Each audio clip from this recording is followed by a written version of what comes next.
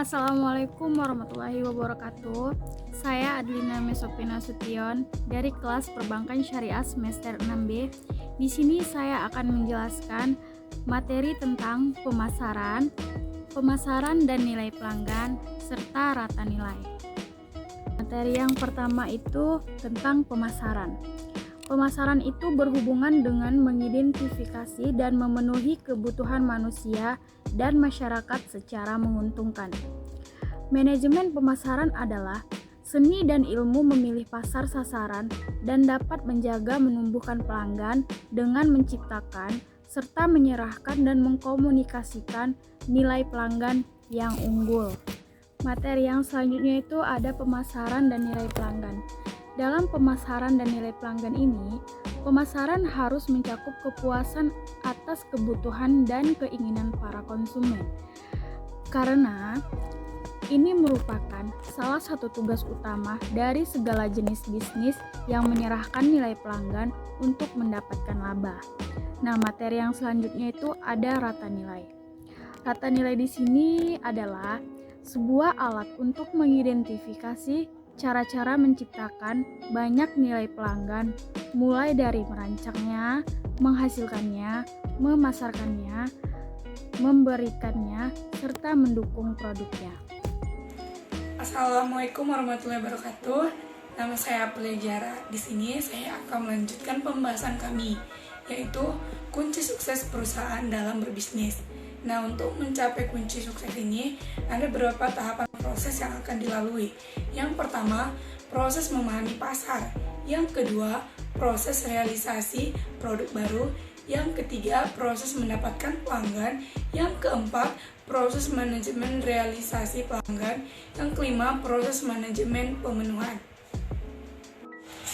Nah, selanjutnya itu ada orientasi pemasaran holistik dan nilai pelanggan.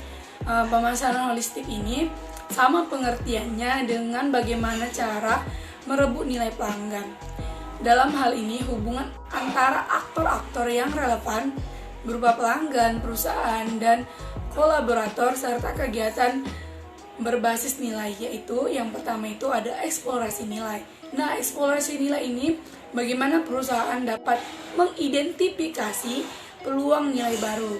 Yang kedua, penciptaan nilai. Nah, penciptaan nilai ini berupa bagaimana perusahaan secara efisien menciptakan tawaran nilai baru yang lebih menjanjikan.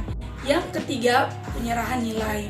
Penyerahan nilai ini berupa bagaimana perusahaan menggunakan kapabilitas dan infrastrukturnya untuk menyerahkan tawaran nilai baru secara efisien. Nah, selanjutnya itu ada rencana pemasaran strategik dan rencana pemasaran taktis.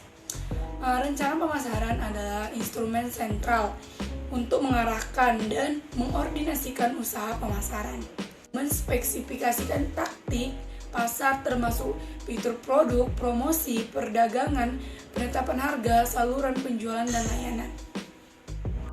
Baiklah, di sini saya akan melanjutkan materi, yaitu cara-cara yang dilakukan kantor pusat dalam melaksanakan aktivitas pemasarannya. Adapun cara yang pertama adalah menetapkan nilai perusahaan. Lalu cara yang kedua, membangun unit bisnis strategi.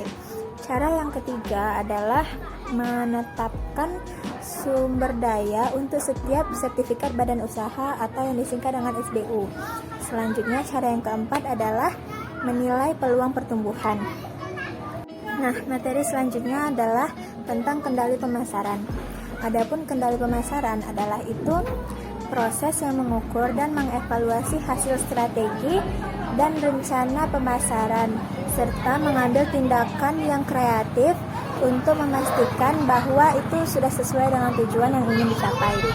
Nah, organisasi pemasaran yang akan melaksanakan aktivitas pemasaran itu melakukannya dengan dua kendali. Adapun kendali yang pertama adalah kendali operasi, selanjutnya kendali strategis. Nah, kendali yang pertama adalah kendali operasi. Kendali operasi ini adalah proses yang melibatkan hasil strategi yang sedang berlangsung terhadap rencana tahunan. dan dia juga mengambil tindakan kreatif apabila itu dibutuhkan. Selanjutnya, kendali yang kedua adalah kendali strategis. Nah, kendali strategis ini dia adalah proses yang melibatkan tujuan strategi untuk melihat apakah strategi dasar perusahaan tersebut sudah sesuai dengan peluangnya atau belum. Nah, itu saja yang dapat saya sampaikan. Terima kasih.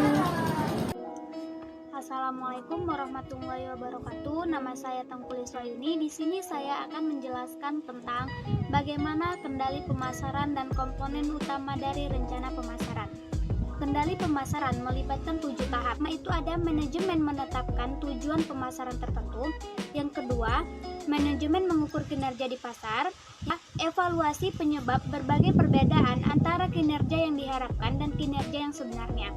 Yang keempat, tindakan korektif untuk menutup kesenjangan antara tujuan dan kinerjanya. Yang kelima, mereka menggunakan audit pemasaran untuk menentukan peluang dan masalah pemasaran serta merekomendasikan tindakan jangka panjang dan jangka pendek.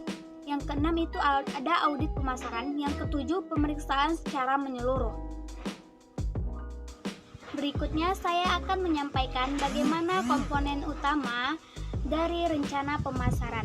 Yang pertama itu ada rangkuman eksekutif, yang kedua situasi pasar saat ini, yang ketiga ancaman dan peluang, yang keempat tujuan dan permasalahan, yang kelima strategi pemasaran, yang keenam program tindakan, yang ketujuh ada anggaran, dan yang kedelapan ada pengendalian. Sekian yang dapat saya sampaikan. Terima kasih.